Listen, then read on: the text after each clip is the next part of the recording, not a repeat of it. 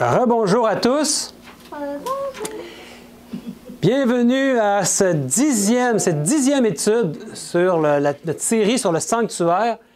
On est en train de découvrir le plan du salut en Jésus-Christ.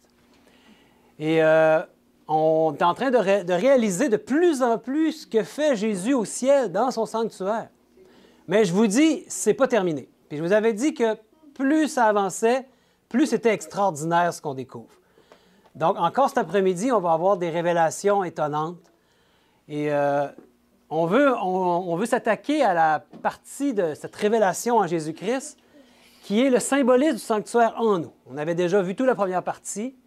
D'ailleurs, s'il y en a qui écoutent sur YouTube ou sur, je ne sais pas quel autre moyen, mais qui ont manqué la première partie, je vous invite vraiment à aller voir les premiers cours, les 9 premières études, pour vraiment bien saisir encore plus ce qu'on va voir aujourd'hui. Donc, dans le symbolisme du sanctuaire en nous, nous sommes dans la partie où on regarde tout ce qui a rapport avec le sanctuaire en tant que tel, le mobilier. Et ensuite, on va voir les services. On va reprendre tout ce qu'on avait vu, mais en regardant ce que Christ veut faire en nous. Et la semaine dernière, si vous vous souvenez, avant de débuter la partie sur ce que Christ veut faire en nous, on avait voulu comprendre ce concept en Christ. Et le concept en Christ, c'était moi en Christ, Christ en moi. Vous vous souvenez?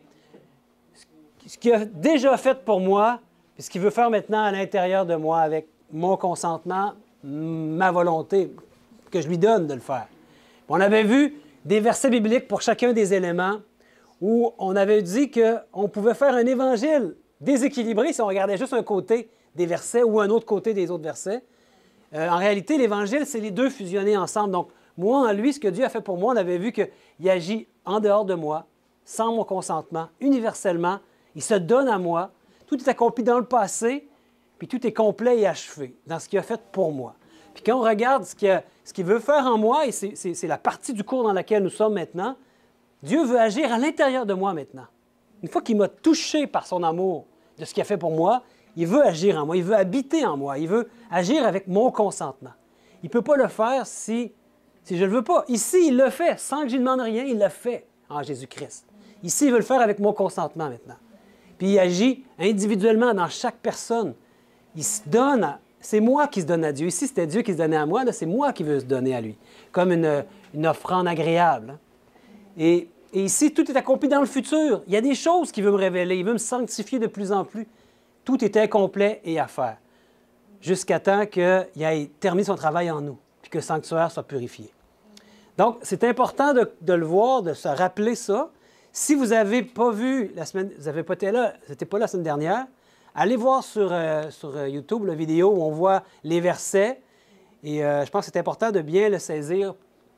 Et on veut comprendre ce qu'il en est du sanctuaire. Puis on avait vu que le plan, que le sanctuaire, quand on avait regardé le symbolisme en Jésus-Christ, que c'était le plan du salut en Jésus-Christ. Mais quand il veut agir en nous, dans notre vie, le sanctuaire au complet représente quoi? Le plan du salut en moi, bien évidemment. La semaine dernière, nous avons aussi regardé ce qui avait rapport au souverain sacrificateur.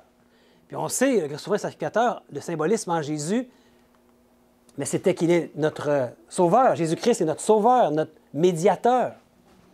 Mais dans ce qu'il veut faire en nous, c'est quoi le souverain sacrificateur? Vous vous souvenez de ce qu'on avait dit la semaine dernière? Représentant auprès du peuple. Ah, bien, je vois qu'il y en a qui ont pris des notes. Ben oui, c'est ça. Moi, dans le fond, je deviens le souverain sacrificateur du sanctuaire que je suis, parce que nous sommes tous appelés à être, nous sommes des sanctuaires qui veut purifier.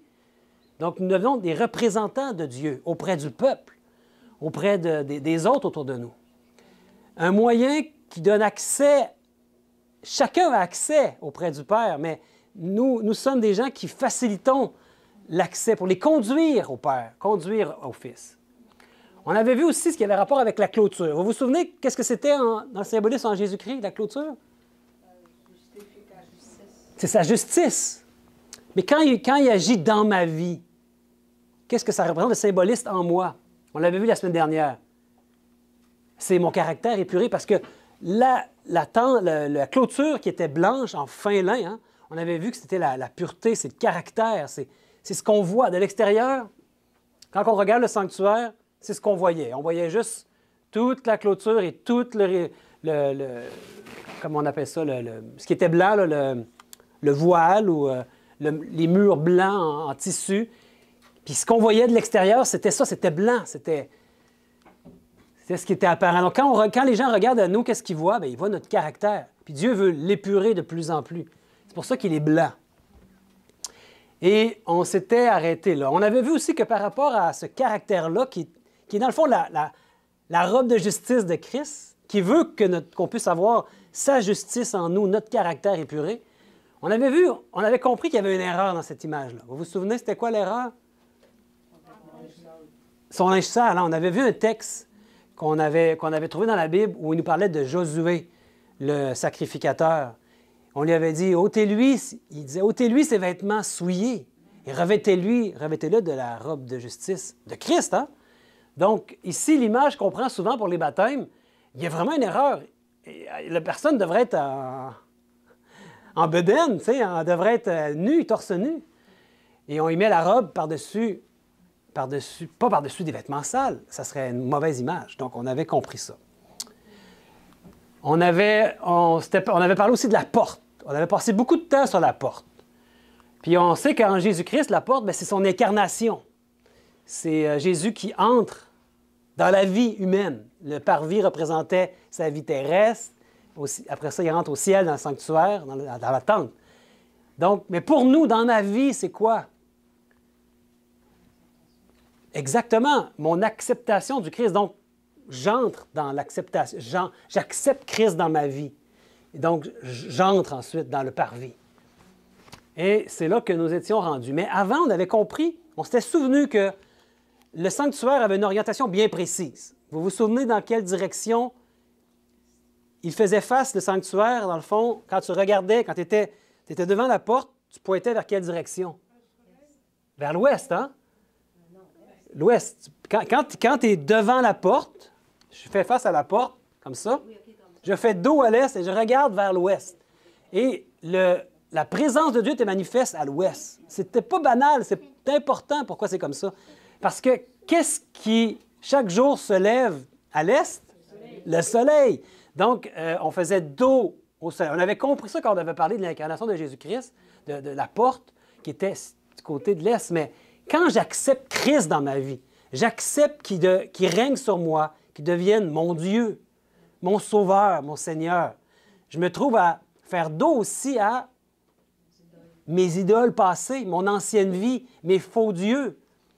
Et on avait étudié ça, le fait que, on l'avait vu dans Ézéchiel, vous vous souvenez dans Ézéchiel 8 particulièrement, où Ézéchiel avait une vision qu'un jour, à la fin, il avait vu que dans notre temps à nous, au temps de la fin, avant qu'il y ait le scellement, parce que dans Ézéchiel 9, c'est le scellement du peuple de Dieu par le sceau de Dieu, la marque de Dieu. Mais avant, il avait vu qu'à la fin, ça allait être public, l'adoration du soleil, même dans le temple. Et c'est triste, hein? Puis on avait compris que, puis vous irez voir, pour ceux qui ne l'ont pas vu sur la vidéo sur YouTube, on a vu quand même des éléments intéressants par rapport ou malheureux, on va dire, par rapport au fait que maintenant, par ce faux concept philosophique de la Trinité, on n'en vient qu'à adorer le soleil, le Dieu soleil, inconsciemment, souvent sans s'en rendre compte. Mais maintenant, même, c'est public. Et les dirigeants, d'après moi, ils le savent. Parce qu'ici, ils se pointent vers le soleil. Hein? Et nous étions rendus à l'autel des sacrifices. Donc, après avoir entré par la porte, je pense que ici, l'autel des sacrifices, c'est sûrement, dans la marche du chrétien, l'élément le plus important, le plus déterminant. Puis on va comprendre pourquoi. En fait, dans le sanctuaire, quand on arrivait, on franchissait la porte. Vous vous souvenez qu'il y avait seulement 2 meubles. Hein? Tu arrivais et tu arrivais sur quel meuble? L'autel des sacrifices. Donc, très important parce que Dieu aurait pu mettre la cuve d'eau ici, puis l'autel là, mais il ne l'a pas fait comme ça. Il a mis l'autel en premier. Il y a sûrement une raison. Quand on entrait, c'est par là qu'on arrivait tout de suite sur l'autel. Donc, on veut comprendre, on veut saisir de quoi il s'agit. Puis vous allez comprendre tout de suite Parce que dans le symbolisme, en Jésus-Christ, l'autel, vous vous souvenez ce que ça représentait? Oui, le sacrifice de Jésus, sa mort sur la croix. Mais dans ma vie, qu'est-ce que ça représente, l'autel des sacrifices? Qu'est-ce qui doit mourir en moi? Mon ego, exact. Donc, c'est la mort de mon ego. On appelle mon moi doit mourir. Et sur l'autel des sacrifices, nous donnons la mort à notre ego. C'est le sacrifice qui plaît à notre Dieu. Chaque jour qu'on puisse se donner à lui puis mourir à nous-mêmes. L'autel des sacrifices. Il ne demande pas qu'on meure physiquement, mais il y a quelque chose qui doit mourir en nous, c'est notre ego. Notre désir de vouloir être comme Dieu. Comme dans Genèse 3, qu'on a vu, hein, versets 5 et 6. Cette mort de notre ego s'exprime par l'abandon complet de notre moi dans l'humilité et l'obéissance. Ce qui plaît à Dieu. Et je pense que c'est David qui le disait, c'est un esprit brisé, un cœur contrit. Peut-être que je mélange les deux, là. C'est David qui a dit ça. Hein? Donc ça plaît à Dieu. Un cœur brisé, un esprit contrit, qui a le sentiment de son indignité, qui vient avec humilité devant Dieu. C'est le plongeon de notre être dans les bras de Dieu par la foi en son amour. On a foi en son amour, on plonge dans ses bras en toute humilité. Et il y a un texte ici que vous connaissez peut-être dans Romains 12, 1, qui nous dit « Je vous exhorte donc, frères, par les compassions de Dieu, à offrir vos corps comme un sacrifice vivant, saint, agréable à Dieu, et qui sera de votre part un culte raisonnable. » Voilà le culte raisonnable que Dieu nous demande. Et ce n'est pas trop difficile, il dit c'est raisonnable. C'est quoi qu'il nous demande? Il dit ça, c'est saint, agréable pour lui. Il veut pas qu'on soit des sacrifices vivants. On reste vivant, mais il y a quelque chose qui doit mourir en nous. C'est notre ego. Et vous savez, c'est vraiment la première chose que Dieu nous demande. La mort. Notre mort à notre ego. C'est pour ça qu'il est le premier meuble. Hein? Et il y a un texte que j'aime beaucoup. Ceux qui me connaissent vont savoir de quel texte il s'agit. Mais lui, il parle aussi de la mort de l'ego. Vous allez comprendre pourquoi. C'est Galates 2:20. Si vous avez un verset à retenir par cœur, à mémoriser, moi, je vous dis, apprenez Galates 2:20. Parce que dans vos prières, après, vous pouvez répéter ces mots qui sont très significatifs. Paul, il disait, « J'ai été crucifié. » Ça, c'est la mort de mon ego, avec Christ. Et si je vis, ce n'est plus moi qui vis. C'est Christ qui vit en moi. Et si je vis maintenant dans la chair, je vis dans la foi au Fils de Dieu qui m'a aimé et qui s'est livré lui-même pour moi. Donc, sûrement, il ne parle pas de la crucifixion physique littérale, hein, parce que Paul, il continuait à vivre. Mais il y a quelque chose en lui qui a été crucifié. Pour que Christ puisse vivre en lui, il fallait qu'il meure à son ego. Ah, l'ego, il ne veut pas mourir. Il veut vivre, l'ego, hein? Par nous-mêmes, c'est difficile de faire mourir l'ego, c'est impossible. Lui, il peut le faire. Si on lui dit, fais mourir mon ego, mon Dieu. Chaque jour, hein? Là, il va le faire. Puis le message, en fait, qu'il nous donne, parce qu'il sait qu'on a tendance à avoir le cœur dur puis à s'endurcir. Puis l'exhortation qu'on a, mes amis, c'est aujourd'hui, n'endurcissez pas votre cœur. On va avoir une petite exhortation par rapport à ça dans Hébreux 3, qui nous dit, c'est pourquoi, selon ce que dit le Saint-Esprit, aujourd'hui, si vous entendez sa voix, n'endurcissez pas vos cœurs comme lors de la révolte. Le jour de la tentation dans le désert, où vos pères me tentèrent pour m'éprouver, et ils virent mes œuvres pendant 40 ans. Dans le désert, ils se sont endurcis. Hein? Ils ont éprouvé Dieu même. Il y avait de la difficulté à les supporter tellement ils étaient pesants pour lui. C'était lourd. Puis il dit, « Aussi je fus irrité contre cette génération. » Et je dis, « Ils ont toujours un cœur qui s'égare. Ils n'ont pas connu mes voies. Je jurai donc dans ma colère, ils n'entreront pas dans mon repos. » Prenez garde, frères, que quelqu'un de vous n'ait un cœur mauvais et incrédule, au point de se détourner du Dieu vivant. Prenez garde, nous dit-il, mais exhortez-vous les uns les autres chaque jour, aussi longtemps qu'on peut dire aujourd'hui, afin qu'aucun de vous ne s'endurcisse par la séduction du péché. car nous sommes devenus participants de Christ, pourvu que nous retenions fermement jusqu'à la fin l'assurance que nous avions au commencement.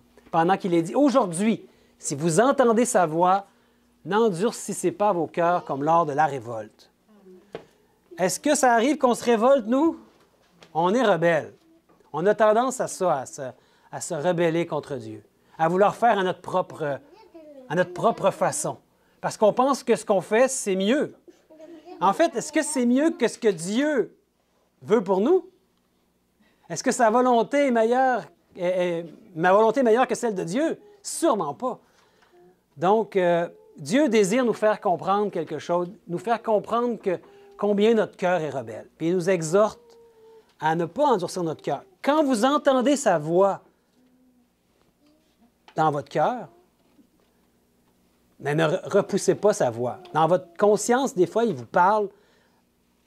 Faites ce qu'il vous demande de faire. Puis c'est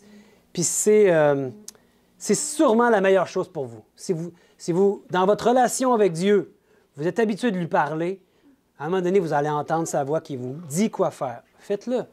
Vous allez voir, c'est la paix qui en arrive toujours. Voilà pour ce qui est de cette étape, sûrement la plus importante, la mort de mon ego.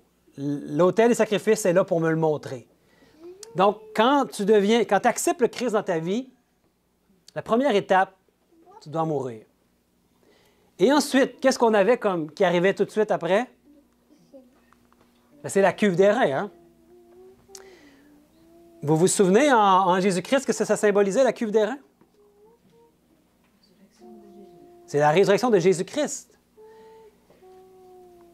Et pour moi maintenant, dans ma vie, pour nous, le symbolisme de ce qu'il veut faire en nous, qu'est-ce que ça symbolise, vous pensez, la cuve d'airain? J'ai entendu, je ne sais pas c'est qui. La nouvelle naissance, oui. Puis, il va nous purifier, mais un petit peu plus tard. Pour l'instant, il veut qu'on meure à notre ego. Puis là, il veut nous donner la nouvelle naissance. Et c'est pour ça que le baptême symbolise bien cette chose-là. Hein? J'en parlais justement à mon frère la semaine dernière. Et le baptême, en grec, baptizo, ça veut dire plonger, immerger. Difficile d'avoir le bon symbolisme quand tu baptises quelqu'un avec une aspersion sur le front d'un peu d'eau. Ça ne plonge pas, ça immerge pas, ça. Donc, oui, la cuve d'airain, dans ce qu'il veut faire en moi, c'est ma nouvelle naissance, mon baptême. Mon baptême, mais j'irais plus loin que ça, parce que, vous savez, des fois, ça arrive que des personnes se font baptiser sans avoir en tête la nouvelle naissance. Cette cuve d'eau représente notre résurrection en nouveauté de vie. Il veut qu'on marche en nouveauté de vie. On va voir ensuite des textes, vous allez voir. Tous nos péchés, lavés par le sang de Jésus, sont abandonnés. Il nous lave de nos péchés. Vous savez, les sacrificateurs, quand il y avait un sacrifice, il y avait du sang. Ils touchaient les animaux, ils étaient impurs par ce sang et toutes ces choses. Les animaux, c'est sale. Avant d'entrer dans la tente d'assignation, avant d'aller au ciel, parce qu'on avait vu que le temps d'assignation, ça représente le ciel, on entre en présence de Dieu. Qu'est-ce qu'il devait faire? Il devait se laver. Il y avait des ablutions pour les mains, les pieds. Il se purifiait. Donc, ça représente aussi que Dieu veut laver par son sang. Il veut laver nos péchés. Il veut nous purifier.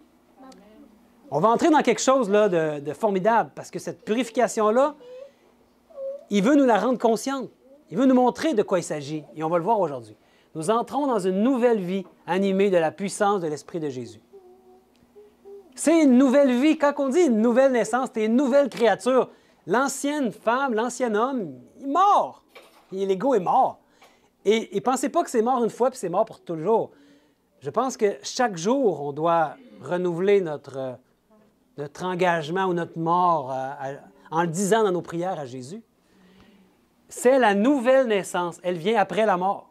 C'est la vie de Jésus à nous, en nous. En fait, on va voir des textes avant que je vous dise ce que je veux vous dire. C'est la vie de Jésus en nous. Ça, c'est très significatif. La nouvelle naissance, en fait, c'est Christ qui vit sa vie en nous, en moi, en vous. Dans Pierre, il est dit, 1 Pierre 3, « Cette eau était une figure du baptême, qui n'est pas la purification des souillures du corps, mais l'engagement d'une bonne conscience envers Dieu, et qui maintenant vous sauve, vous aussi, par la résurrection de Jésus-Christ. C'est une figure du baptême, cette eau-là. C'est ma nouvelle naissance, l'engagement d'une bonne conscience envers Dieu. Et il nous purifie. En tout cas, il commence un processus de purification. Quand on se donne à lui, on meurt à notre ego, ensuite, il peut accomplir quelque chose en nous. Dans le verset qu'on a lu tantôt dans Galates 2:20, est-ce que vous l'avez déjà mémorisé un peu? Il commence par « J'ai été crucifié », on avait vu que ça, c'est la mort de mon ego. Mais ensuite, dans la suite, on a l'autre partie. Il nous dit « J'ai été crucifié avec Christ, et si je vis, ce n'est plus moi qui vis. Donc, je suis mort.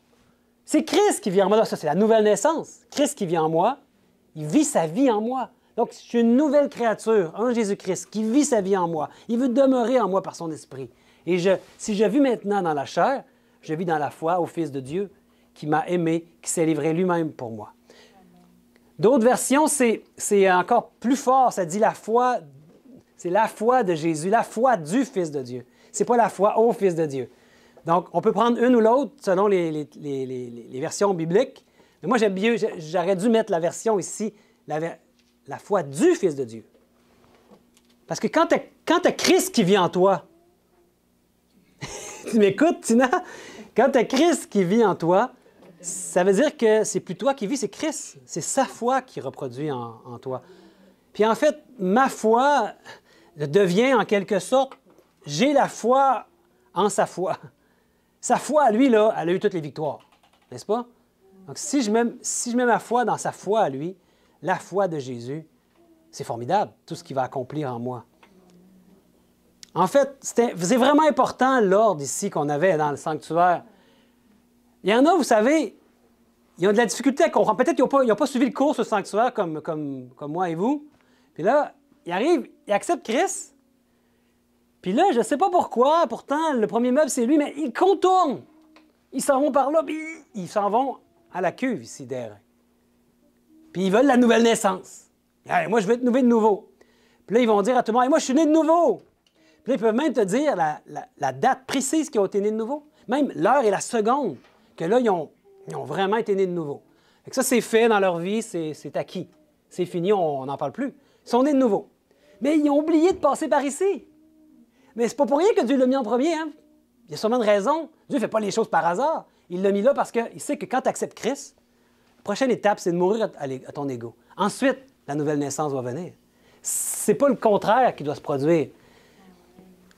On accepte Christ, on meurt à soi-même et ensuite on marche en nouveauté de vie. Très important de garder en tête. Je pense que c'est le plus important dans le cours qu'on peut voir. Parce que tout ce qu'on va parler après, qui, oui, j'en conviens, va être encore plus important, mais en quelque sorte, tu ne peux pas aller plus loin si tu n'as pas saisi ça ici. Et Galates 2:20, c'est pour ça qu'il est si important. Et il n'a pas dit je marche en nouveauté de vie avant de mourir à mon ego. Non, il dit j'ai été crucifié avec Christ. Je suis mort avec lui. Je suis mort sur la croix. En fait, quand Christ est mort sur la croix, l'humanité est morte avec lui. Le fait que lui est devenu un humain emmène toute l'humanité dans la mort. Puis le fait qu'il ressuscite emmène toute l'humanité dans la résurrection. Mais tu peux ne pas en vouloir de cette résurrection-là. Il ne force personne. Il veut notre... On l'a dit dans cette partie du cours-là, c'est avec de ce que Christ veut faire en moi, c'est avec mon consentement. Il va pas forcer personne. Donc, tu meurs à toi-même, c'est un culte raisonnable. C'est quelque chose que tu dois le dire dans tes prières à Dieu. Tu dois pour le vivre, il faut que tu le demandes à Dieu pour que ça se produise. Il faut que tu en sois impacté, conscient. Et ensuite, il te donne la nouvelle naissance. Lui, il va vivre en toi. Puis là, ben, ce qui va se produire en toi, on va être les premiers surpris quand on le laisse agir en nous. Parce qu'on va faire des choses que on va dire hey, « c'est pas moi, ça. J'étais pas comme ça avant. J'étais pas patient, moi, avant. J'étais pas doux du tout. Je sacrais tout le temps. Je fumais comme un trou. J'allais à la taverne. Je sais pas, mettez-en, là. Puis là, ben, tu vas dire... Oui, boire comme un trou, que j'ai dit. Fumer comme un trou. T'as raison. Fumer comme une cheminée, puis boire comme un trou. Merci, mon frère. Puis là, ben, on se rend compte qu'on a des faiblesses, des choses qu'on fait qui... Mais Dieu nous montre des choses. Puis passer par la mort, c'est sûrement le plus important, la mort de notre ego. Donc, puis ces gens-là, vous savez, qui contournent ici, ils se trouvent à avoir une expérience spirituelle qui devient de plus en plus décevante. Ben, on leur a dit que l'Évangile, c'était une puissance, qui allait avoir, tu sais, tout allait bien aller dans leur vie, puis qui allait avoir toutes les victoires. Puis là, ils se rendent compte, ben écoute, ça fait des années que je suis chrétien, là, puis j'ai aucune victoire, il ne se passe rien. Pourtant, je suis né de nouveau. Ils pensent qu'ils sont nés de nouveau, mais ils ne sont jamais morts. Il y a un problème, vous ne trouvez pas? Puis ça, je vois qu'il y a beaucoup de chrétiens. Ça peut même nous arriver si on ne fait pas attention. Si on laisse passer quelques jours sans nous remettre entre les mains de Dieu, puis on ne lui demande pas, on ne lui remet pas notre vie comme une offrande agréable pour lui, un sacrifice vivant, qu'est-ce qui se passe, mes amis? On vient qu'à penser qu'on est comme des dieux. On retombe dans le péché.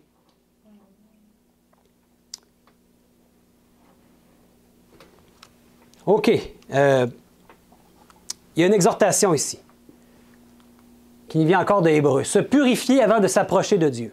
Dans Hébreux 10, 22, il est dit « Approchons-nous avec un cœur sincère dans la plénitude de la foi, les cœurs purifiés d'une mauvaise conscience et le corps lavé d'une eau pure. » Dieu veut nous laver d'une eau pure. Donc, ce qu'il veut nous faire comprendre ici, que pour s'approcher de lui, il est important de rejeter le péché et toute impureté. On ne s'approche pas de Dieu de n'importe quelle manière. Vous savez, quand les sacrificateurs et le grand sacrificateur, quand ils entraient dans la tente d'assignation, est-ce qu'ils entraient là de n'importe quelle manière? Est-ce qu'ils devaient se purifier? On l'a dit, il y avait laver les pieds, laver les mains, mais aussi, il fallait que tu aies une bonne conscience. Tu avais des choses impures dans ton esprit. Tu n'arrivais pas là avec un péché connu, puis tu rentres comme... Tu es un grand prêtre, tu es un prêtre. Tu dois avoir un cœur qui était pur. Et nous, c'est la même chose. On veut s'approcher de Dieu. On entre de plus en plus en sa présence. Il va nous montrer les choses qui doivent être corrigées en nous. De plus en plus, il nous le montre. Et il veut qu'on se purifie de ça. Donc, on dit un esprit pur, un corps sain dans un corps sain. On peut dire un esprit pur dans un corps pur.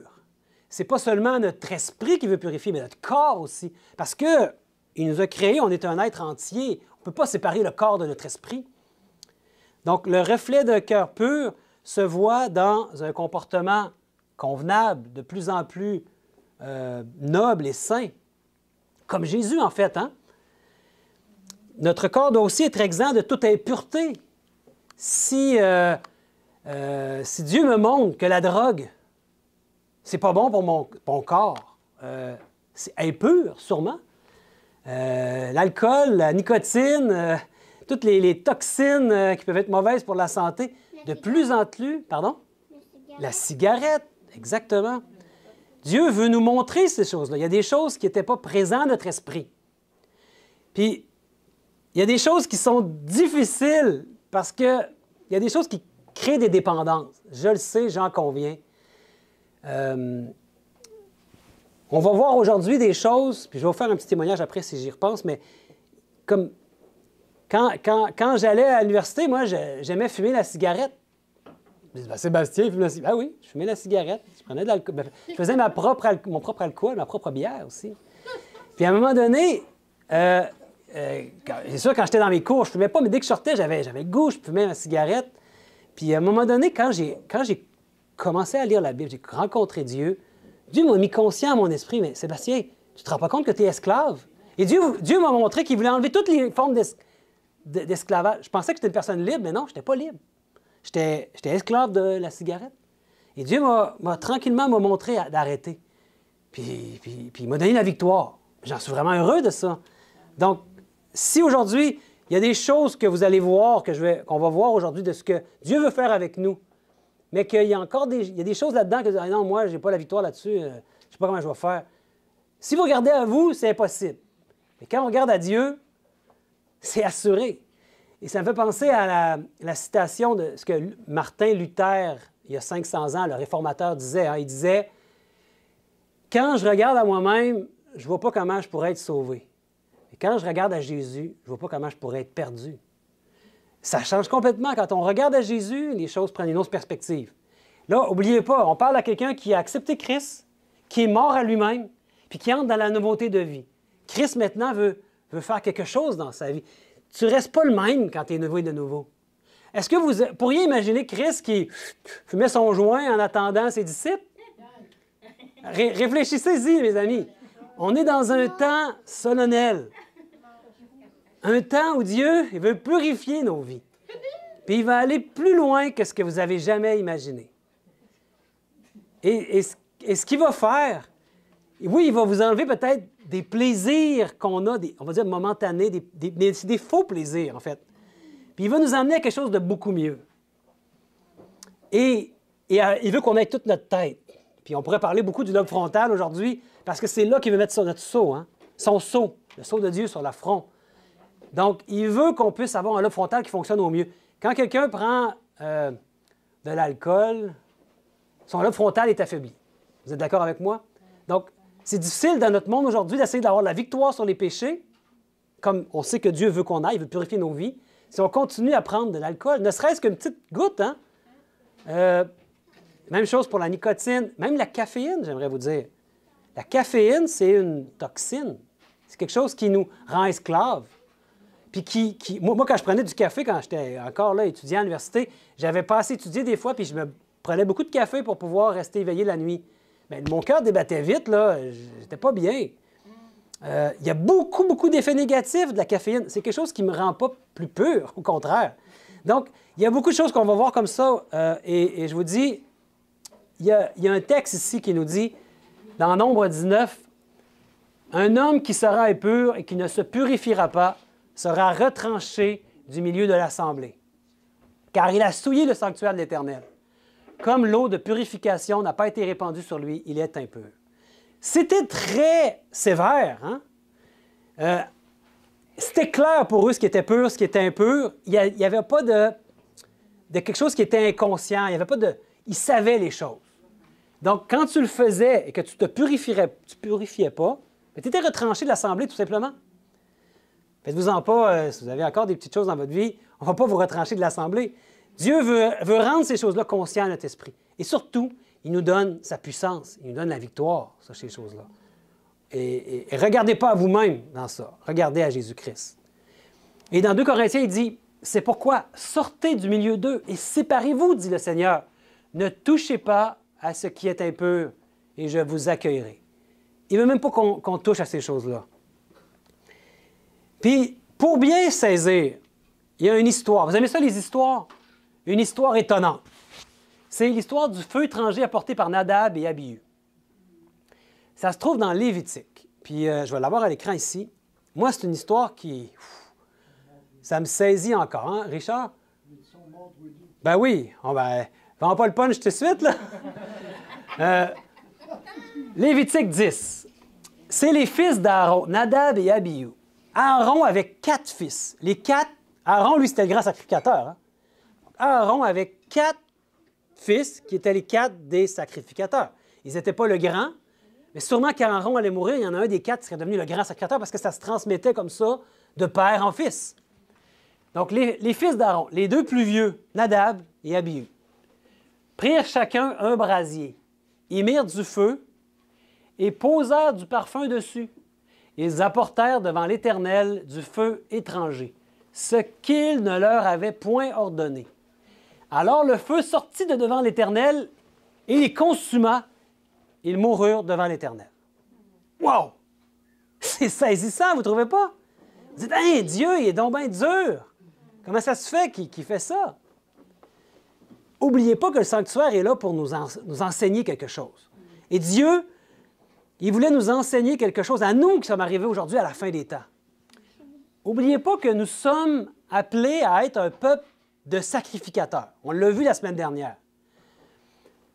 Nadab et Abihu étaient des sacrificateurs aussi. Qu'est-ce qu'ils ont fait? Qu'est-ce qui leur avait été demandé à Nadab et Abihu? À chaque jour, eux devaient entrer dans le lieu saint en tant que sacrificateurs et maintenir l'entretien du lieu saint. Donc, il y avait le chandelier qui brûlait. Il fallait qu'ils rajoutent de l'huile, qu'ils s'occupent de nettoyer tout ça. Ils mettaient des pains 1 fois par semaine. Ils renouvelaient tout ça. Il y avait aussi... Il fallait qu'ils rallument le feu pour les parfums. Il y avait un petit brasier, là, il y avait un brûle-parfum, hein? Puis ça brûlait, ça, juste devant le voile, devant la présence de l'Éternel. La fumée montait. Et il fallait qu'ils prennent un feu qui venait de l'autel des sacrifices. je ne sais pas si vous avez déjà lu, je pense que je ne l'ai pas parlé encore, mais le premier feu, la première fois où le temple a été fini de construire, Dieu l'avait agréé, il l'avait approuvé. Et il y avait, la manière qu'il avait montré, c'est que le premier sacrifice qui avait été fait, c'est Dieu lui-même qui avait allumé le feu sur l'autel. Le feu était sorti du lieu très saint, avait allumé le feu. Puis tout ce temps-là, il gardait ce feu-là. Oui, on en avait parlé. Hein? Même quand il partait, il était nomade dans le désert, il gardait le feu.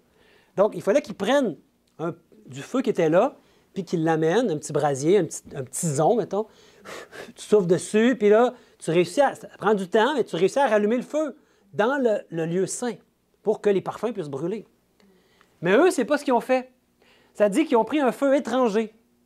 Probablement un feu qui venait, sûrement, étranger, ça veut dire en dehors du parvis. Il venait pas sous l'autel. Ils l'ont sûrement pris, peut-être dans un feu qu'ils ont à leur campement à eux, un feu étranger. Ce n'était pas ce que l'Éternel avait demandé. Et Dieu avait donné des ordres très précises. On ne peut pas bafouer ces choses. Quand on le sait puis on le fait quand même, il y a une sanction de Dieu. Mais pourquoi c'est arrivé? On va voir la suite. C'est ça qui va nous étonner le plus. C'est pour ça qu'on dit une histoire étonnante. Verset 3. Moïse dit à Aaron, « C'est ce que l'Éternel a déclaré lorsqu'il a dit, « Je serai sanctifié par ceux qui s'approchent de moi, et je serai glorifié en présence de tout le peuple. » Aaron garda le silence. Aaron, lui, c'est ses deux enfants qui viennent de voir mourir. Puis par l'Éternel lui-même, la bouche est fermée. Tu peux pas dire c'est injuste. Là. Tout ce que Dieu fait, il y a une raison et c'est juste. Et ici, ils n'ont pas été... il n'y avait pas la sanctification pour faire ce qu'ils ont fait. Et c'est la suite qui est vraiment intéressante. Au verset 8, l'Éternel parla à Aaron et dit, « Tu ne boiras ni vin, ni boisson enivrante, toi et tes fils avec toi, lorsque vous entrerez dans la tente d'assignation, de peur que vous ne mouriez. Ce sera une loi perpétuelle parmi vos descendants. » Et ici, là, c'est une question d'alcool. Ils étaient enivrés. Voilà la raison. Donc, qu'est-ce qui arrive quand tu es enivré? Quand tu as pris de l'alcool? Ton discernement, est-ce qu'il est le même? Regardez la suite, afin que vous puissiez distinguer. Un autre mot, ça serait discerner ce qui est saint de ce qui est profane, ce qui est impur de ce qui est pur, et enseigner aux enfants d'Israël toutes les lois que l'Éternel leur a ordonnées par Moïse. Donc, eux avaient le rôle d'enseigner le peuple. Ils étaient les médiateurs. Ils avaient un rôle d'être entre Dieu et le peuple, c'était les sacrificateurs qui avaient ce rôle-là d'aller vers le peuple et d'être des enseignés, eux qui allaient en présence de l'Éternel. Et là, on comprend ce qui a rapport avec nous, n'est-ce pas? Nous sommes aussi un peuple de sacrificateurs. Si on veut se purifier, si on veut ne pas prendre d'alcool, par exemple, c'est pas pour une autre raison que pour la raison qui est ici. C'est de réaliser qui nous sommes. On est un peuple qui doit diriger les gens vers Dieu, les amener à aller vers Dieu et être des gens de médiateurs, des ambassadeurs pour Christ. Comment est-ce que c'est possible si on n'est pas capable de distinguer ce qui est saint de ce qui est profane? Vous savez, ce qui est profane, c'est quoi? Tout ce qui est impur. Il dit aussi ce qui est impur de ce qui est pur. Donc, on doit distinguer entre ce qui est saint et ce qui est profane. Ici, ils n'ont pas fait la distinction. Et pourquoi ils n'ont pas fait la distinction? Puis que Dieu les a punis aussi sévèrement? C'est parce qu'ils ont pris de l'alcool. Donc, leur jugement avait été altéré. Et il n'y avait pas une conscience... Ils ne discernaient plus. Donc là, ils en sont venus qu'à prendre à la légère le service qu'ils faisaient. C'est un enseignement pour nous parce que nous aussi, on ne devrait pas prendre à la légère la mission que Dieu nous donne. C'est une mission des plus solennelles. Quand on entre, on accepte Christ, qu'on meurt à nous-mêmes, puis qu'on marche en nouveauté de vie, Christ veut nous enseigner des éléments comme ça pour nous aider à distinguer du sacré et du profane. Il veut qu'on aille notre cerveau qui fonctionne au mieux. C'est très important. Hein? Et ici, il dit, il est important de comprendre qu'on ne peut s'approcher de Dieu dans un état d'impureté physique ou morale. Il y a plusieurs manières d'être impur, mais l'impureté physique est tout aussi importante que l'impureté morale. On doit en tenir compte. Et Dieu veut nous montrer. Et on se souvient, hein, je vous l'ai dit, tu as fait d'eux un royaume et des sacrificateurs pour notre Dieu, et ils régneront sur la terre. Vous savez, moi, quand j'étais plus jeune, je vous l'ai déjà dit, hein, je faisais ma propre bière. Puis à un moment donné, quand j'ai découvert qu'est-ce que Dieu voulait pour moi, que Dieu voulait que j'arrête, moi, je pensais que c'était pour des raisons de santé uniquement. Je n'avais pas compris ça au début. J'ai dit, ouais, c'est vrai, mon Dieu, pour la santé, c'est bien mieux de ne pas prendre d'alcool. Puis ça cause tellement d'accidents, tellement de violence que dans le monde à cause de l'alcool. J'ai dit, c'est un statement. Comment on dit ça en français? Une déclaration que je fais publique. Moi, je ne prends pas d'alcool, puis je vais vivre avec ça. Tu sais. Puis je savais que ce ne serait pas facile parce que mon frère, aujourd'hui, il aime tellement l'alcool. Il y a un pub à San Diego. Tu sais, il a fait sa bière. Là, tu sais, puis on aimait ça, on la faisait ensemble. Puis quand on allait faire du camping, on aimait ça rigoler ensemble. Puis on venait en état d'ébriété, tu sais, puis on s'amusait. Puis j'avais l'impression que je ne pourrais plus m'amuser. Puis savez-vous quoi?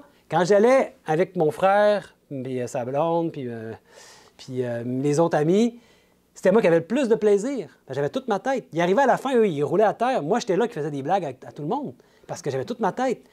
Puis la première fois que tu le dis, c'est là que c'est le plus difficile. Mais après, non, c'est un mode de vie. Puis je ne reviendrai pas en arrière parce que depuis que j'ai arrêté de prendre de l'alcool, ma vie n'est plus la même. J'étais dépendant de ça. Je m'en étais pas rendu compte, mais quand tu arrêtes, c'est là que tu te rends compte que tu étais dépendant parce que tu vois que tu en avais besoin puis c'est difficile d'arrêter. Quand tu as des sueurs froides ou tu trembles, puis des fois, tu n'es même pas obligé. Des fois, tu dis, moi, je prends juste un petit verre de vin le samedi soir, puis c'est tout, il n'y a rien là. Mais même ça altère ton discernement. Ça altère comment bien distinguer entre le sacré et le profane. Et Dieu nous dit qu'on est un royaume de sacrificateurs. Donc, mettez ça entre les mains de Dieu. Si vous avez une problématique avec ça, ou peu importe autre dépendance, mettez-les entre les mains de Dieu. Et si vous osez lui mettre entre les mains de Dieu puis lui demander qu'il vous enlève le goût, si vous osez le faire, il va le faire, c'est sûr. Maintenant, la décision que vous avez à prendre, c'est est-ce que je vais oser lui demander? Parce qu'à partir du moment où tu oses lui demander, il va le faire. Moi, quand j'ai demandé, il m'a mis en tête, Sébastien, regarde, tu as arrêté, là, mais tu ne peux pas garder. Tu as encore plein de bières que tu t'es fait dans ton garde-manger, je ne sais pas trop. Prends ça, puis jette-le. Je t'ai pris chaque bière, je l'ai mis dans la toilette. Le geste de faire ça, pour moi, ça a été fini. Je n'ai plus jamais repris après. Puis j'en suis tellement heureux. Donc, c'est important de savoir comment discerner le sacré du profane. Il y a des textes qui nous parlent de ça dans la Chronique. L'Éternel, notre Dieu, nous a frappés, car nous ne l'avons pas cherché selon la loi. Il y a des choses dans la loi de Dieu et dans les ordonnances qu'il a données à Moïse qui sont encore bonnes aujourd'hui et qu'on ferait bien d'écouter. Parce que moi, j'avais arrêté de prendre de l'alcool pour des raisons de santé. Mais après, quand j'ai découvert le sanctuaire, puis je me suis rendu compte que ce n'était pas la meilleure raison pour la santé. C'était vraiment parce que Dieu fait de nous un peuple de sacrificateurs. J'ai dit, wow, là, c'est un autre niveau. Là. Mon Dieu, là, tu as quelque chose, tu me montres quelque chose, là, c'est différent. Puis, on a vu ce matin des textes comme ça, hein, sonde-moi, ô Dieu, et connais mon cœur, éprouve-moi et connais mes pensées. Regarde si je suis sur une mauvaise voie et conduis-moi sur la voie de l'éternité. Permettons à Dieu de sonder nos cœurs et nos vies et toutes nos habitudes. Puis, il va respecter le rythme qu'on est prêt à aller. Et à chaque victoire qu'on va avoir, il va nous montrer une autre chose, il va nous donner une autre victoire. Et on va aller de victoire en victoire de plus en plus. Il dit aussi dans Romains 12, « Ne vous conformez pas au siècle présent, mais soyez transformés par le renouvellement de l'intelligence, afin que vous discerniez quelle est la volonté de Dieu, ce qui est bon, agréable et parfait. » Il veut qu'on discerne sa volonté. C'est difficile de discerner sa volonté quand tu viens de prendre de la drogue ou tu viens de prendre de l'alcool. Êtes-vous d'accord que essaye, après avoir pris quelques verres de bière, de lire ta Bible? Là, ça devient difficile, tu sais. Ne serait-ce que pour trouver les mots, mais aussi pour discerner ce qu'il nous dit. C'est des paroles qu'on peut comprendre en priant Dieu. Comment tu fais pour prier Dieu quand tu es en état d'ébriété? Puis même prendre un verre commence déjà à altérer ton jugement. Donc, notre jugement, c'est sûrement ce qui est le plus important. Notre discernement, Dieu ne veut pas qu'on touche à ça. Donc, il veut nous le montrer aujourd'hui. Puis, il dit, ne pas nous conformer au siècle présent. Le siècle présent, moi, j'étais comme un genre d'homme d'affaires. Quand j'étais dans mon travail, j'avais rencontré des clients, J'allais rencontrer des fournisseurs. Souvent, je me faisais inviter au restaurant. Toujours, on me demandait, veux-tu avoir un verre, tu sais? Le siècle présent, c'est ça. Est-ce que j'allais me conformer à ça parce que je ne voulais pas déplaire aux clients? Non, moi, il y a des choses que je suis prêt à faire, mais il y a des choses que Dieu me montre, non, ça, il n'y a pas de compromis. Mais je leur disais, je leur expliquais, puis les gens respectaient ça. Puis souvent, savez-vous quoi? Ça ouvrait une discussion. Puis je pouvais leur parler de ce que Dieu fait dans ma vie. Puis ça, c'est formidable. Dieu nous donne des opportunités. Donc, il nous dit, il veut qu'on discerne ce qui est sacré du profane. Il me demande d'avoir la foi qu'il saura transformer ma vie selon ses exigences parfaites. Il va le faire, mes amis. C'est lui qui va le faire. Puis là, il veut nous montrer, il va aller encore plus loin. Là, on a parlé des choses qui sont une forme d'esclavage. On va dire, c'est assez évident. Mais il veut nous montrer, il va aller plus loin. Il veut nous parler d'une réforme par rapport à notre alimentation. On appelle la réforme sanitaire. La réforme du mode de vie aussi, faire de l'exercice, aller prendre de l'air pur, aller au soleil, des choses comme ça. Mais particulièrement en ce moment, je vais vous parler de la réforme alimentaire. Parce que, savez-vous quoi? Dieu, il nous aime tellement que dans ce livre-là, c'est comme s'il nous avait donné, c'est comme un manuel, tu sais, le manuel d'auto, là. Quand tu reçois ton auto, tu ne sais pas quelle huile elle a besoin. C'est-tu de la 0W20 ou de la 5W30 ou c'est quoi la bonne viscosité que ça prend pour ton huile? C'est quelle sorte d'essence? C'est-tu du diesel? C'est-tu du sans-plomb? Qu'est-ce que tu fais? Tu t'en vas voir dans le manuel de l'auto parce que le concepteur de l'auto, celui qui l'a fabriqué, le créateur de l'auto, il te le dit. Prends telle huile, ton auto va bien aller. Et c'est la même chose. Ça ici, c'est comme un manuel. Le manuel de Sébastien, le manuel d'Antoinette. Vous avez votre manuel avec vous. Et si vous voulez savoir c'est quoi les aliments avec lesquels votre machine va bien fonctionner, votre créateur vous le dit. Celui qui a créé votre machine, il va vous le dire dans ce livre-là. Moi, quand je me suis rendu compte de ça, que ce n'était pas seulement un livre où on entend parler de belles paroles de Jésus, mais c'est un livre qui a rapport avec tous les aspects de ma vie, incluant mon mode de vie, mon alimentation. Wow, ça a changé beaucoup de choses dans ma vie. Mais je n'étais pas prêt à faire tous les changements qu'il m'a montrés d'un coup. Parce que, puis je ne vous conseille pas non plus du jour au lendemain de faire, de devenir vegan là, à côté, parce que le corps a besoin de s'habituer aussi, s'ajuster.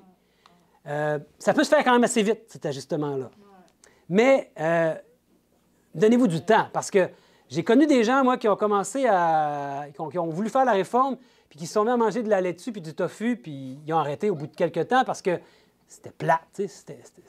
Ça doit être savoureux ce qu'on mange, ça doit être extrêmement bon, et il y a moyen de trouver des recettes qui sont extraordinaires. Qu'est-ce que Dieu veut nous dire par la réforme sanitaire? Il veut nous dire qu'il y a des aliments impurs. Donc, il y a des aliments purs, des aliments impurs. Puis, ça nous dit que Dieu est un esprit saint qui se doit d'habiter dans un corps saint. Donc, il veut que ce qui rentre en nous, ça soit pur. Ce serait logique. Surtout si on sait qu'on est son temple, le temple de son esprit. Dieu nous demande de nous abstenir de tout ce qui est impur. Drogue, tabac, alcool, caféine, etc. Ce qui entre en nous aussi par le mental. J'ai ajouté ça parce que c'est... il y a aussi des choses impures qui sont comme... oui, des choses violentes. Tout ce qu'on contemple avec nos yeux qui peuvent nous amener à voir des choses impures, ça altère notre mental. Dieu nous a instruits sur les aliments impurs à ne pas consommer. Boudin, porc, charcuterie, graisse, fruits de mer, etc. On va voir ces choses-là. Et d'abord, avant de vous dire qu'est-ce que Dieu aimerait qu'on considère comme impur, puis que dans le discernement qu'il nous donne, pour que notre corps fonctionne bien, puis qu'on soit vraiment ses représentants, qu'on se purifie, il va nous le montrer. Il va nous donner des textes qu'il avait donnés à Moïse. Puis vous savez, il y a les éléments du sanctuaire. Quand Jésus est mort sur la croix, le voile a été déchiré en deux, montrant que les services n'avaient plus besoin d'avoir lieu. Mais les ordonnances par rapport aux aliments, il y en a qui disent bah, tout ça, ça a été rendu caduc, on n'a plus besoin de faire ça. Mais les aliments, les ordonnances au niveau des aliments, les Juifs les font encore aujourd'hui. Si Dieu leur a donné ça, les ordonnances au niveau des aliments, c'est parce qu'il voulait qu'ils soient en bonne santé. Est-ce que parce que Jésus est venu, il ne voudrait plus qu'on soit en bonne santé? Puis que parce qu'on est maintenant, soi-disant, sur une nouvelle alliance, toutes ces choses-là, c'est pour nous enfermer dans un passé qui n'est pas le nôtre?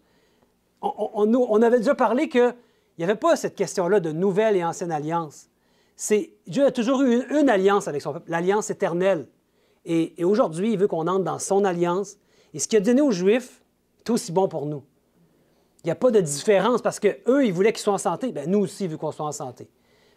Donc, qu'est-ce qu'il avait donné en premier, au début, à Adam et Ève? Quelle est l'alimentation, avant qu'on parle de ce qui est impur, de ce qui serait l'idéal pour lui? Les graines. Pardon? Les graines. Les légumes, comme dans les paniers. Genèse 1,29. Et Dieu dit, « Voici, je vous donne toute herbe portant de la semence, et qui est à la surface de toute la terre, et tout arbre ayant en lui du fruit d'arbre, et portant de la semence. Ce sera votre nourriture. » Tu sais, on a dit, tu regardes dans le manuel de l'auto, tu sais quoi mettre dans ta voiture, tu regardes dans la Bible, puis tu vois ce verset-là. Tu dis, ah, mais mon Dieu, tu me donnes, c'est quoi ma nourriture? Il a prévu notre nourriture. Il dit, ça va être toute herbe, donc, qui pousse. Puis, au départ, c'était toute herbe qui avait de la semence, donc comme un grain, comme une noix, hein, ça pousse, il y a une semence, un fruit, il y a une semence. Au départ, il n'y avait pas les légumes là-dedans. Leur corps était, avec le péché, a sûrement été changé. Mais après, quand ils sont sortis Noé est sorti de l'arche, il leur a permis de manger après le péché, plutôt. Après le péché d'Adam et Ève, il leur a permis de manger les légumes. Donc, même s'il n'y avait pas de semences, comme les herbes, comme du céleri, de la laitue, des plantes comme ça. Donc, tout ce qui est de la verdure, dans le fond, c'est ce qui nous a donné à manger, nous. Les noix, les grains. Et c'est ce qu'il souhaiterait pour nous. Mais après la sortie de l'arche, c'est là que je m'en viens avec mon arche, l'arche de Noé. Vous savez, quand Noé est sorti de l'arche, il y avait de l'eau partout. Là, l'eau s'est retirée. Mais qu'est-ce qui est arrivé avec la végétation? Il fallait qu'elle recommence à pousser. Donc, au début, il n'y avait pas de nourriture pour eux. Donc, Dieu a permis qu'ils mangent des animaux. Ce n'était pas son plan originel. Au départ, Dieu avait demandé, même après le péché, à Adam et Ève de manger des fruits, des légumes, des grains, des noix, des légumineuses. C'est ça qu'il voulait qu'ils mangent. Mais à la sortie de l'arche, il n'y en avait plus de végétaux.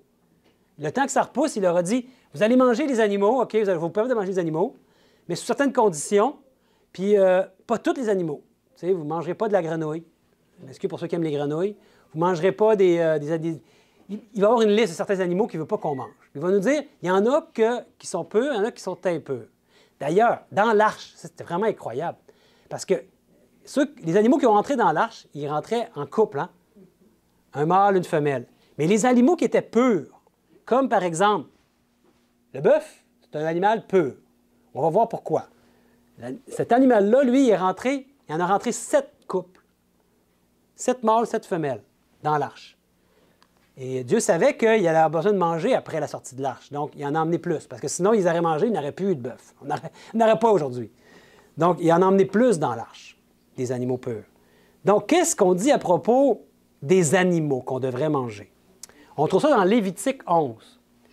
Parlez aux enfants d'Israël. Et aujourd'hui, on sait qu'on est l'Israël spirituel. Il s'adresse à nous aussi.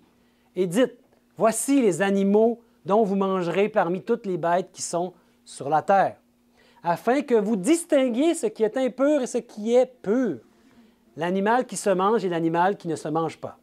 Donc, il va leur donner des instructions pour qu'ils sachent.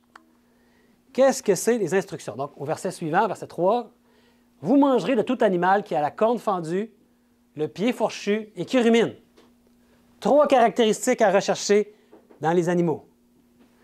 Mais vous ne mangerez pas de ceux qui ruminent seulement ou qui ont la corne fendue seulement. Donc, s'il y en a juste 2, ça ne marche pas non plus.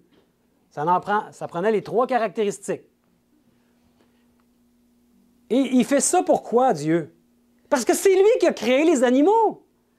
Puis il nous a créés, nous. Donc, il sait comment notre machine fonctionne au mieux.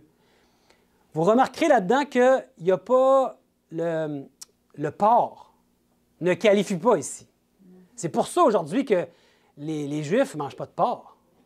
C'est pour ça, même les musulmans aujourd'hui ne mangent pas de porc non plus. La corne fendue. Le bœuf ici, est-ce qu'il a la corne fendue? Oui. De quoi tu parles? Excuse-moi, c'est quoi la C'est comme, mettons, un chien, est-ce que ça a une corne fendue? Non. Par rapport à son sabot, il y a comme une grosse corne, là. Hein? Puis aujourd'hui, on y met même des... comment on appelle ça? Comme, pas une corne, mais c'est comme un ongle. Hein? Oui, comme un cheval, lui, a la corne fendue. Mais il y a un autre problème. Le cheval, il n'y a pas une corne fendue. Non? Ah non, il y a le sabot plein.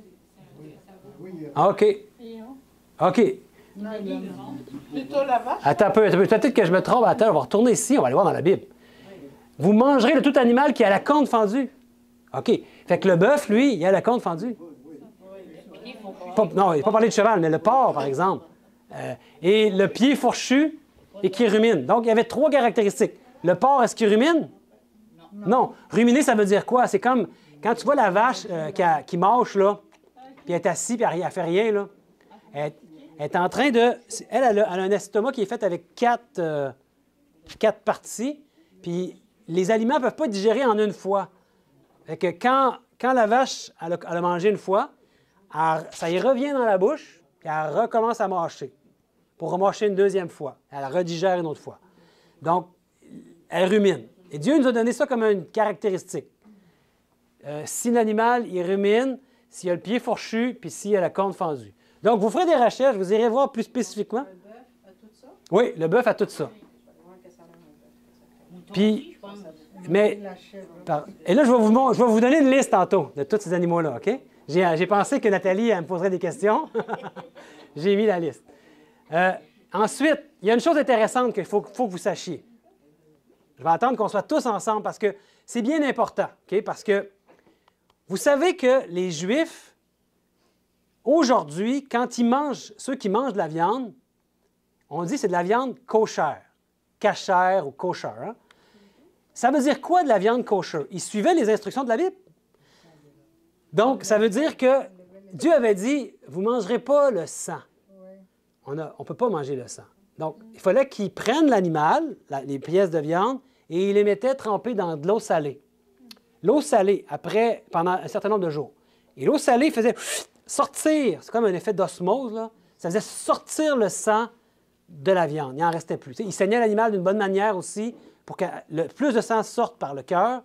Je m'excuse là, pour ceux qui ont le cœur sensible. Mais après, là, l'animal, la pièce de viande était aussi envoyée dans l'eau salée pour qu'il n'y ait plus de sang dans la pièce de viande. Ça veut dire que quand tu achètes de la viande kosher, j'en ai jamais acheté, là, mais j'ai vu des... Qu'est-ce que ça a de l'air? C'est grisâtre. Il n'y a pas de sang. Il n'y a pas de rouge. Là. Parce que le sang, c'est rouge. Hein? Et ici, Dieu avait dit ça. Il dit, « Car l'âme de toute chair, c'est son sang qui est en elle. C'est pourquoi j'ai dit aux enfants d'Israël, vous ne mangerez le sang d'aucune chair, car l'âme de toute chair, c'est son sang. Quiconque en mangera sera retranché. » Vous savez, ils n'ont pas tellement compris pourquoi que Dieu demandait ça. Ils le faisaient sans vraiment comprendre. Mais aujourd'hui, on comprend, avec la science d'aujourd'hui, que les maladies, ils se promènent dans quoi? C'est le sang qui les amène. Vous êtes d'accord avec moi? On va voir Nathalie après. Regarde, c'est mieux de rester avec nous dans cette étude que de... Je vais vous montrer une liste après. Mais c'était vraiment important de voir ici que il demandait de ne pas manger le sang parce que le sang, c'est là que circulent les maladies. Donc, on enlève ça, le sang. Et donc, les viandes qu'ils mangeaient, c'était des viandes, aujourd'hui, que quand vous allez à l'épicerie, vous n'en trouvez pas de la viande kosher. Vous allez dans une épicerie kosher pour en trouver. Il dit seulement, vous ne mangerez point de chair avec son âme, avec son sang. Il est très clair ici. Donc, je le sais que ce n'est pas évident parce que si vous avez l'habitude de manger de la viande, puis que là, vous dites, Sébastien, il est en train de me dire ça, qu'est-ce que je fais? Mon Dieu, aide-moi. Ouais, c'est ça. Priez comme ça va vous aider. C'est correct de manger de la viande quand on mange les bombes? Bien, On n'est pas obligé d'être vegan, là. non, mais c'est pas une question d'obligation. Il n'y a aucune obligation. C'est ce que Christ met dans ton cœur. C'est pas pour être sauvé que tu fais ça. C'est parce que Christ, il veut t'utiliser puis il veut que tu puisses bien discerner le sacré du profane. C'est ça la raison. Donc, la raison, c'est pas parce que tu es obligé de faire... Tu n'es pas obligé de faire quoi que ce soit. Vous n'êtes pas obligé de rester ici, vous pouvez partir. On est libre. Tous, on est libre en Jésus-Christ. Il nous a donné cette liberté-là. Maintenant, si vous voulez savoir Pourquoi qu'on ne devrait pas manger de viande avec son sang? Pourquoi qu'on ne devrait pas manger... parce qu'il dit ici de ne pas manger le sang.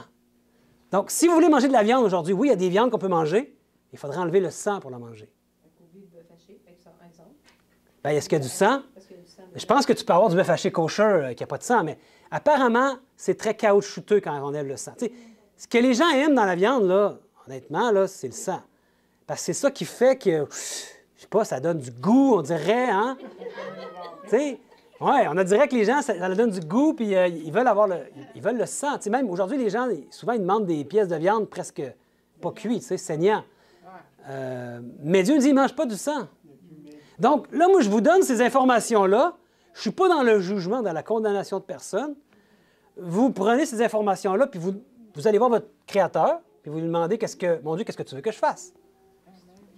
Qu'est-ce que tu veux que je mange aujourd'hui? Les poissons. Est-ce que Dieu nous a donné des informations par rapport aux poissons? Tu sais, pour les animaux, il nous a donné trois règles, trois choses à regarder. Pour les poissons, il a donné aussi des règles. Allons voir. Dans Lévitique 11.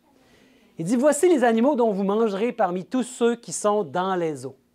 Vous mangerez de tous ceux qui ont des nageoires et des écailles, et qui sont dans les eaux, soit dans les mers, soit dans les rivières. Mais vous aurez en abomination, c'est quand même un gros mot ici, hein? C'est abominable pour lui. Tous ceux qui n'ont pas de nageoires et des écailles, parmi tous ceux qui se meuvent dans les eaux, et tout ce qui est vivant dans les eaux. Soit dans les mers, soit dans les rivières. » Donc, Dieu, il ne veut pas qu'on mange des choses qui se promènent dans le fond de l'eau, mettons. Tu sais, pensez à des homards. Hey, moi, j'en mangeais des homards quand j'étais plus jeune. Hein? On vivait proche de l'eau, Bécomo. Puis quand j'ai appris ça, j'ai trouvé ça difficile parce que là, je ne peux pas manger de homard. J'aimais tellement ça. Puis après, Dieu m'a montré pourquoi. Parce que c'est des animaux. Vous savez, qu'est-ce qu'ils font, les homards ou les crabes? Regarde sa pince, comment elle va pas vite. Oui, oui. Penses-tu qu'elle est capable d'attraper un animal? Non. Donc, sa pince est là pour attraper quoi dans le fond de l'eau? Des choses mortes. C'est des vidangeurs. Il faut savoir qu'eux autres, leur travail, Dieu les a mis là pour une raison, pour nettoyer le fond de la mer. C'est comme des huîtres. Hey, j'aimais ça, des huîtres, moi, puis mon père aussi, quand on était jeune, il y avait des fêtes, là, des banquets aux huîtres. Donc là, il partait avec son petit kit de petits, comment on appelle ça, des petits pics, là, des petites cuillères pour aller les ouvrir, puis toute la soirée, il mangeait des huîtres. Quand c'était le temps de ça, là. Puis, écoute, il y en a qui en mangeaient tellement, tu peux en mourir parce qu'il y a des toxines dans ça.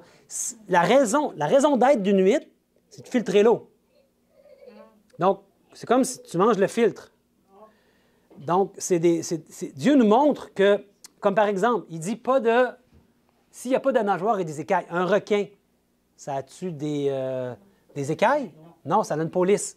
Des anguilles? Non. Les quoi? Un dauphin, ça n'a pas d'écailles. Il y a des nageoires, mais il n'y a pas d'écailles, il faut qu'il y ait les deux.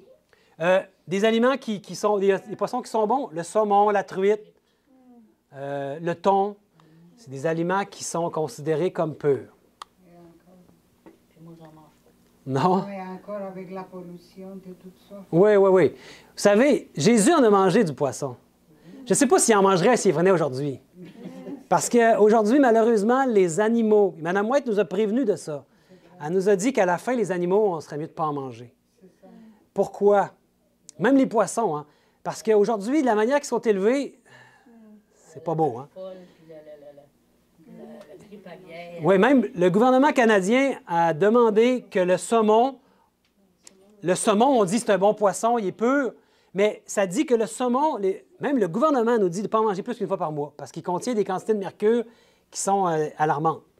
Il ne faudrait pas trop exagérer. S'ils nous disent ça, eux, qui d'habitude ne veulent pas faire de tort à une industrie comme ça canadienne, ça veut dire qu'il y a, des alertes qu'on devrait avoir. Donc, mais, je veux dire, moi, quand j'ai découvert ces choses-là, j'ai commencé à arrêter les viandes rouges. Je mangeais du poulet. Hey, j'en mangeais du poulet. À un moment donné, Dieu m'a montré, écoute, le poulet, ouais, mais le poulet, on va en parler du poulet. Le poulet, c'est un animal qui est pur. Non, mais après ça, il m'a montré d'arrêter le poulet, qui était une viande blanche. Puis après ça, des années plus tard, il m'a montré, arrête donc le poisson, tu sais, essaye-le. Je me suis trouvé que je me sentais mieux. Mais j'ai fait ça graduellement. Donc, donnez-vous du temps. J'ai arrêté de manger le poisson, ça fait une dizaine d'années. Puis... Tu l'as arrêté à cause de quoi? À cause du mercure? Je vais vous dire à cause de quoi. Ben, c'était mon garçon. Parce que j'expliquais à mon garçon toutes ces choses-là, puis je lui disais que, tu sais, un jour, on allait probablement arrêter de manger du poisson. Puis il dit, papa, pourquoi on n'arrête pas maintenant? Je dis, ouais, pourquoi? Puis là, ça arrivait une fois qu'on est allé à la pêche avec les aventuriers. On est allé pêcher de la truite dans une petite rivière. Puis là, ben, lui, il a attrapé un poisson, puis pour la première fois, il y a eu le sang que lui avait tué l'animal. Il n'a pas aimé ça. Puis il n'a pas voulu manger de poisson, puis depuis ce temps-là, il ne mangeait pas de poisson. Et qu'on s'est dit, écoute, nous, on est une famille unie, on va arrêter de manger du poisson comme lui. Fait qu'on a arrêté, puis on s'en porte pas plus mal. Dieu, par contre, il faut qu'il nous donne d'autres recettes. Si vous arrêtez de manger de la viande, de la volaille, du poisson, faites pas ça du jour au lendemain. Donnez-vous des recettes que vous aimez. Devenez bon aussi à savoir comment aller chercher tous vos nutriments. Ça serait un bon conseil à vous donner. Moi, ici, aujourd'hui, je ne suis pas là pour vous donner un cours de cuisine ou de nutrition. Je pourrais le faire, j'ai étudié là-dedans, mais ce n'est pas le but de l'étude. Je vais vous montrer qu'est-ce que Dieu nous dit. Puis après ça, vous autres, vous allez demander à Dieu qu'est-ce qu'il veut. Parce que moi, je ne veux pas m'interposer entre vous et Dieu. Ça, c'est votre relation avec Dieu. Pour les volailles, il dit, parmi les oiseaux, dans Lévitique 11 toujours, ceux que vous aurez en abomination. Il dit, et dont on ne mangera pas. Il nous parle de l'aigle.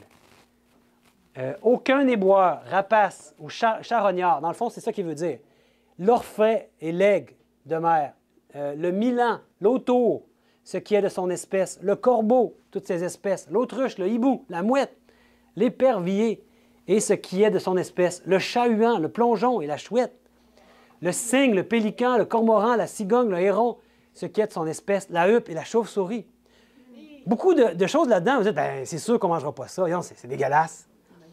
Mais ça, il y a un débat là-dessus. Est-ce que c'est pur ou impur? C'est comme pas clair. Parce qu'il n'est pas mentionné. Oui, c'est marqué pour les appeler talmés. Oui, mais j'ai vu d'autres choses hier par rapport à ça. Ou est-ce que c'est pas si clair? Mais l'important ici, vous savez, dans nos sociétés chrétiennes, la plupart des gens ne mangent pas ces choses-là. Ça veut dire que, quelque part, ça a migré dans la société, ces concepts-là. On le sait que ce n'est pas des animaux qu'on devrait manger. Mais si vous allez dans des sociétés non chrétiennes, allez, je ne sais pas moi, en Thaïlande, aux Philippines, en Afrique même. Même en Haïti. En Haïti aussi. Vous allez voir qu'il y a des animaux, tout ce qui bouge se mange. Des singes même. Ah oui. Les cerveaux de singes, tout se mange. Même des fois, j'ai vu sur YouTube là, des gens, je pense en Thaïlande, ils mangeaient des petits mulots, là, des petites souris, là, mais vivants. Ça leur grouille dans la bouche. Donc, il y a toutes sortes d'abominations. Dieu il dit, il y a des choses que vous ne devriez pas manger. Puis, je sais qu'il y a des choses à laquelle on est attaché à manger, puis que là, Dieu va nous montrer, non, arrête, ça, je ne voudrais pas que tu y touches. Bien, faisons confiance à Dieu.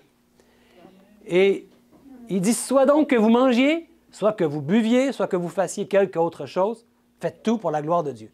Ça devrait toujours être ce qui nous revient en tête. Tout ce qu'on fait devrait être pour la gloire de Dieu, jusqu'à même ce qu'on mange. Et là, j'ai un tableau ici. C'est peut-être petit un peu, mais ça dit « mammifères, ruminants et ayant l'onglet divisé ». L'ongle divisé. Ils ont ici, là, regarde, antilope, bison, bouquetin, bovin, caribou. Moi, c'est possible, mais il y avait trois choses. Il y avait Oui. Ayant ongles divisés, pieds fourchus, oui. Oui. Bien, ici, là, le tableau que j'ai trouvé, ils ont juste nommé 2. Je ne sais pas pourquoi, là.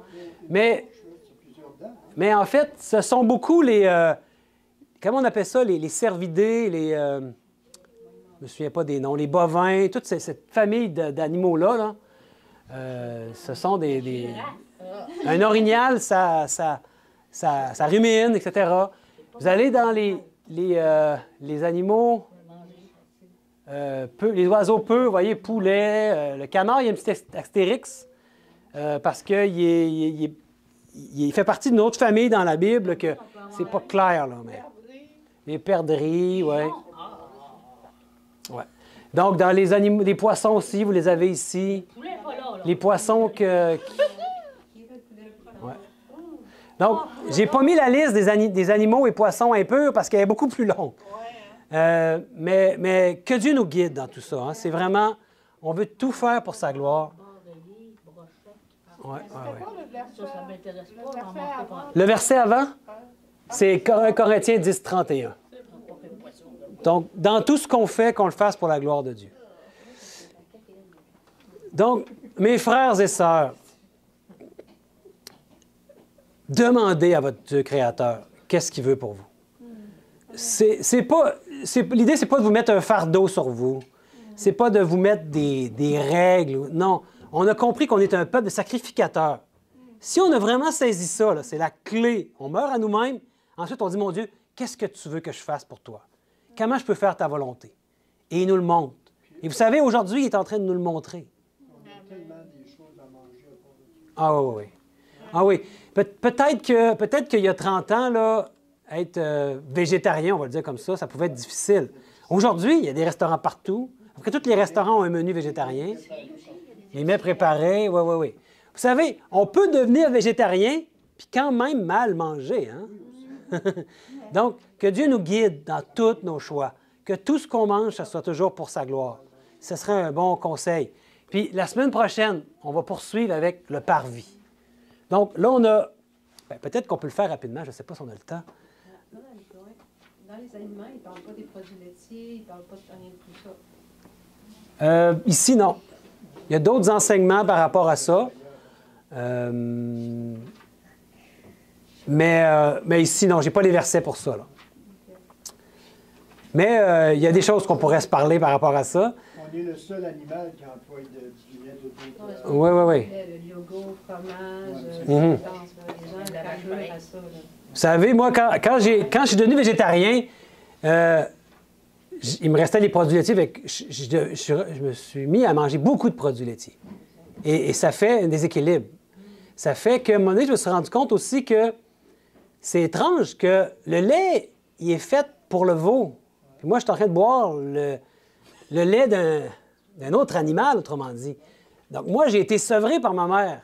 Pourquoi je continuerai à boire du lait? T'sais? On nous a dit que c'était bon, puis que, etc. Donc, mais en réalité, est-ce qu'on a vraiment besoin des produits laitiers? Moi, je vous lance la question. J'ai mon idée là-dessus. Mais on n'est sûrement pas obligé de manger boire des produits laitiers.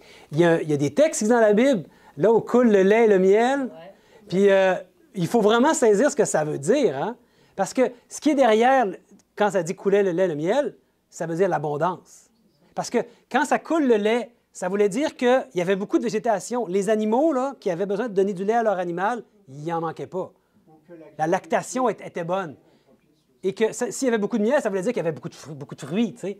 Donc, ça voulait dire que c'était rempli de végétation luxuriante. C'est ce que ça voulait dire, où coule le lait et le miel. Il n'est pas en train de dire « buvez du lait comme si c'était de l'eau ». C'est pas ça que ça voulait dire. Donc, que Dieu nous aide à comprendre toutes ces choses-là. Puis la semaine prochaine, on va poursuivre avec qu'est-ce que le parvis symbolise. Et ensuite, mes amis, on va entrer au-delà du premier voile dans le lieu saint. Puis plus on s'approche, plus Dieu nous fait découvrir des choses étonnantes et qui demandent la prière à Dieu. Plus ça va, plus on a besoin d'être proche de notre Dieu créateur pour savoir ce qu'il veut pour nous. Est-ce que vous voulez qu'on prie pour terminer? Donc, je vous invite à vous mettre à genoux.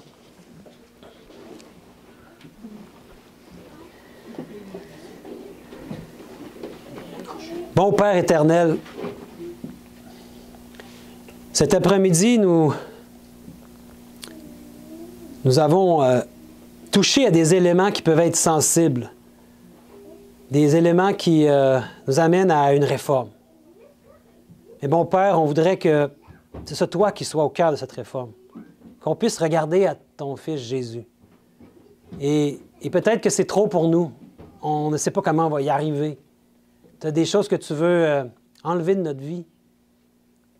Et bon Père, fais que tout ce qu'on fait soit toujours pour ta gloire et qu'on puisse encore plus aujourd'hui avoir une relation très intime avec toi et profonde et qu'on puisse te demander de l'aide et de nous guider pour qu'on sache vraiment ce que tu t'attends de nous et ce que tu veux pour nous. Guide-nous, sonde nos cœurs et fais qu'on puisse faire ta volonté. Et mon Père, on ne voudrait pas avoir un fardeau sur nous, mais que tu enlèves tout fardeau. Tu as dit que ton joug, Jésus, serait léger, ton fardeau léger. Venez à moi et je vous donnerai du repos. Tu veux qu'on puisse mourir à nous-mêmes et c'est sûrement le plus important. Alors que chacun de nous, on puisse accepter d'être crucifié avec Christ et que si on vit, c'est plus nous qui vivons, c'est Christ qui vit en nous. Et laisser Christ, par son esprit, vivre en nous et nous montrer tout ce qui est important pour bien discerner ce qui est sacré de ce qui est profane. Je t'en prie, bon Père, au nom et par les mérites de Jésus. Amen.